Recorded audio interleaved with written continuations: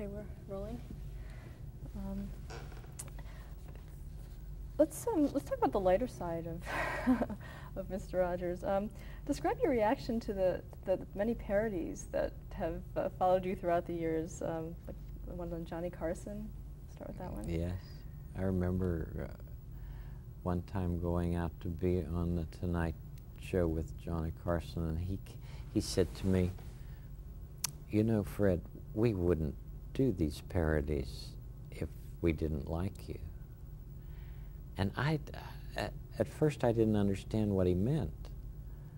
And somebody said to me, "Well, my goodness, he's making you famous." But no, what he meant was that this was a form of flattery, I think. But he did it. Most of them were done with very good, gentle humor, you know. Eddie Murphy did that Mr. Robinson's Neighborhood, and I remember meeting him, and he just threw his arms around me the first time he saw me, and he said, "The real Mr. Rogers." Now, there have been times that I haven't been very pleased about a certain kind of parody, and this was not something that I saw myself, but this was on a local station somewhere, and some of our viewers got in touch with us and told us about it. But evidently this man, in an afternoon program, wore a sweater and sneakers, came on the air and talked even more slowly than I do, and said, now this was supposed to be something funny for mothers to see, but you never know, a child may have seen it. And what he did was, he said, "Now children, take your mother's hairspray and your daddy's cigarette lighter and press the buttons and you'll have a blowtorch." Now he thought that was funny, of course. Well, we were able to put a stop to that. But he would do a different tip like that every day in the guise of Mr. Rogers. But most of them are with Harvey Korman was one of the first ones to do anything that was a takeoff on our program. But you know, it's part of the culture now. And Joanne was watching something the other night, and it was a movie. What was that movie called? Father's Day. She had rented that movie, and right in the middle of the movie,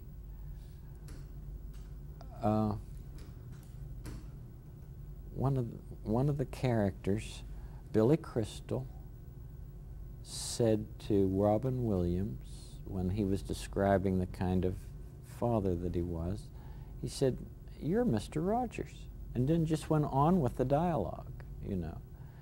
So we're in the fabric of the American people. How has your fame affected your family life? Oh, well, I guess you'd have to ask my wife and two sons about that. But you know, we've always done the same things that we did before, and we have a mighty simple lifestyle. But that's what I care about. I've told you, deep and simple. That's what matters. And my one son, my younger son, people would ask him, "What's it like to have Mr. Rogers for a father?" He said, "He's the only father I ever had." Did they watch Mr. Rogers growing up? They did, yeah. And they particularly liked to come to the studio. And now my grandsons love to come to the studio. And they run all over the place. I'll bring them in on a Saturday, you know. And when the Neighborhood of Make-Believe is up, or when my room is up, they play with the trolley. They do what kids would normally do. I had a wonderful email today, I wish I had it with me, that came from my daughter-in-law, who has the two boys in Nantucket at the moment. And there was a message from the younger one which he dictated, saying how much he missed me. And I pledge allegiance to the flag of the United States. He went the whole way through that. He had learned it evidently, and he wanted to share that with me. But she said, this is verbatim. This is the message for Baba, verbatim. So you're on email? Oh, yes. Oh, yes. Joanne and I are both quite busily connected to email now. You know, my wife is a concert pianist. She's part of a two-piano team, Rogers and Morrison. And she and Janine Morrison play concerts together all over the place. And they do master classes in colleges, and everywhere. Joanne was a student of Ernst von Duchnányi, who was a great Hungarian musician. And his grandson, Christoph, is now the conductor of or has been the conductor of the Cleveland Orchestra for many. In fact, Christoph was the other usher in our wedding. I told you that Kirk Browning was in our wedding, and so was Christoph. So as you had surmised, music is essential to our being. And it's fun to hear Joanne practice. And I play, and I don't play the way Joanne plays, but she said to me one time, you know, I could go without playing the piano for months at a time, but I know you couldn't. And it's true, I couldn't. You play every day? Oh, yeah. In fact, there's one song, I'll play it for you when we're finished. There's one song that Johnny arranged. It's called Isn't It Romantic? That very popular song. But he made this arrangement, and I memorized it. And it's as if I'm visiting with Johnny each time that I play it.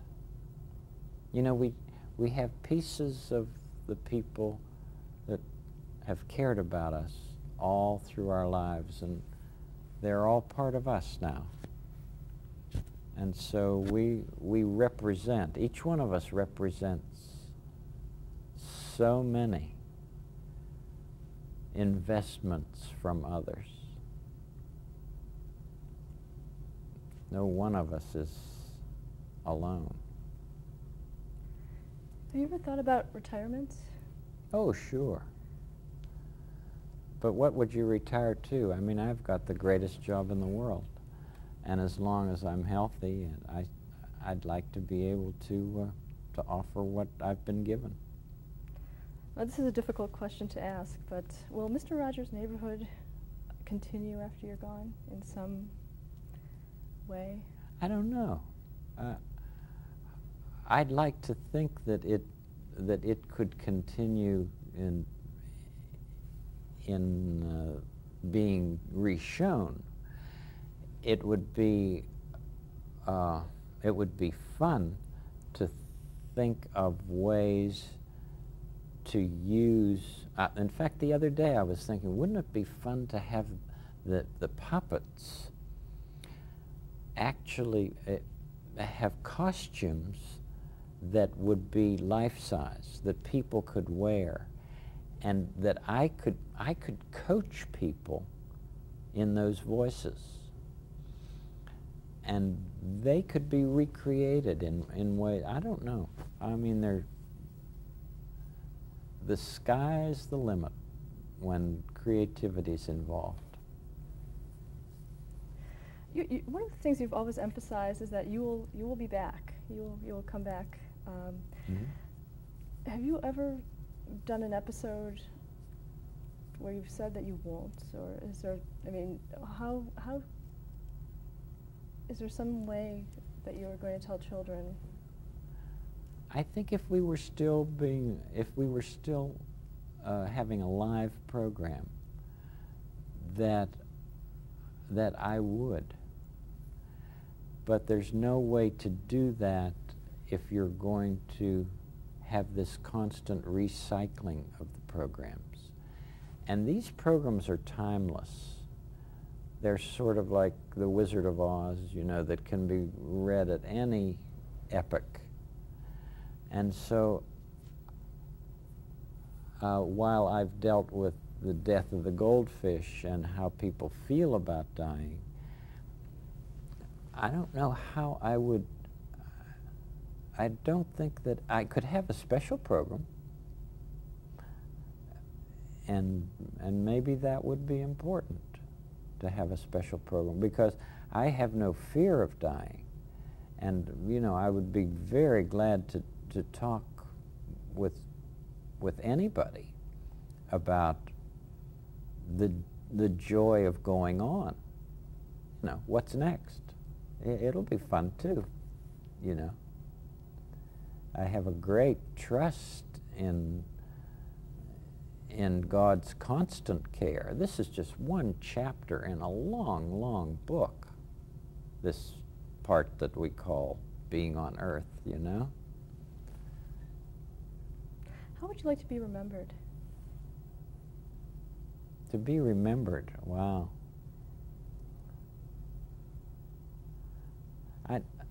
I heard of somebody who was very, very famous asking somebody else, "Do you think I'll be remembered?" Huh.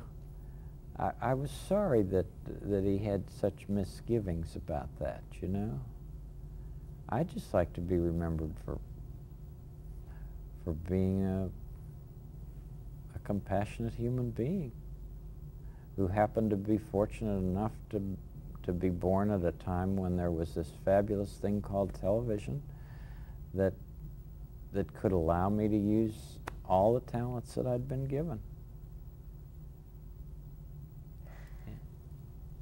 I'm going to give you some names of maybe people you've worked with, and if you can give us a little anecdote or something you'd like to say about them. Peter Herman Adler. Well, Peter Herman Adler was the conductor of the NBC Opera Theater.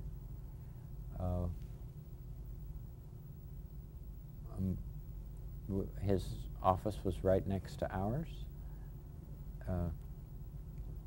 Loved music, and I think that Kirk Browning will tell you a lot about him. Henrietta Pussycat. Oh, I don't think you talked about her. Henrietta Pussycat she started out being the governess of 9 nice mice, and that's why she lives in a schoolhouse. We don't refer to that hardly at all anymore, but that's how she began. Josie will tell you how Henrietta began. Francois Clemens. Francois Clemens? Francois has a glorious voice and is now, what am I doing wrong? Put this away. Want to start over with Francois Clemens? Yeah. Francois Clemens. Francois Clemens was a student at Carnegie Mellon in voice, and married to a poet, and they were living in Pittsburgh, and were just so grateful that he came by. Huh. Francois loves to sing, and he's now head of the Harlem Spiritual Ensemble, and they do concerts all over the world now.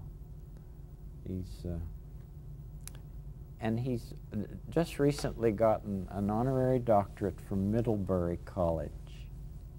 So it's Dr. Francois Clemens. Barbara Russell.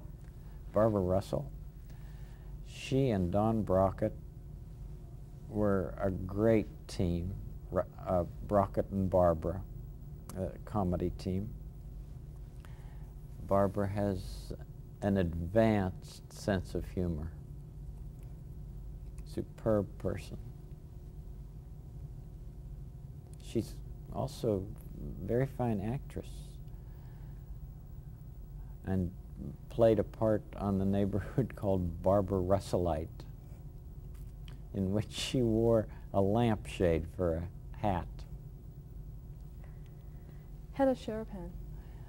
Hedda Sharapan is in charge of all of our viewer mail, gives speeches all over the country about the philosophy of The Neighborhood, is the person who came to me years and years ago and said, I'd like to go into children's television.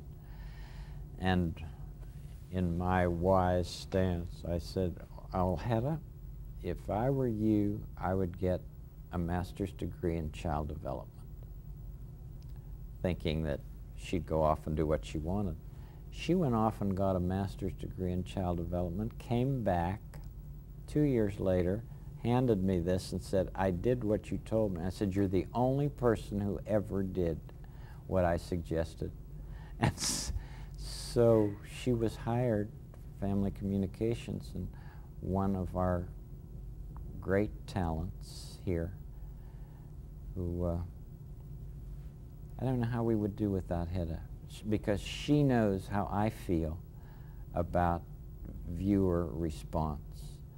It's my prime responsibility, answering mail. It's the only way people have of letting us know how they feel about what we're doing. And I'm just adamant about it. Sometimes we're 2-3 months behind, but we still answer every letter that comes. It's very important to us. And I mean, I come in here on Saturday, I come in on Sunday, and Hedda is always here. You know, we're dedicated to, well, I think what we need to say is that we put our work where our mouth is. Elaine Lynch. Elaine Lynch, wow. Elaine's been my administrative assistant for 25, 30 years. She's a superb human being. She lost her only son, her only child, in an accident when he was a freshman in college. She leads courses in human development with people. She's been on AIDS task forces. She loves to sing. Her mother was a nightclub singer and comedian. Elaine is a multifaceted person. And I don't know how you could have anybody representing you on the phone or with, I mean, Elaine greets all the Make-A-Wish people, for instance, when they come. She shepherds them around, and they always write and say, oh, we felt so welcomed. That's a good word. You know, hospitality is one of the main things that people are looking for in this life. And if hospitality can be granted, then I think you're in a mighty fine place. And Elaine is a hospitable person. What about another Elaine? What about Lady Elaine Fairchild? Well, she's the mischief maker of the neighborhood. She keeps King Friday honest. She keeps most of them honest because she's so honest herself. I mean, she just confronts everybody. I was just reading a commencement speech that Anna Quindlen gave at Holyoke this year, 1999.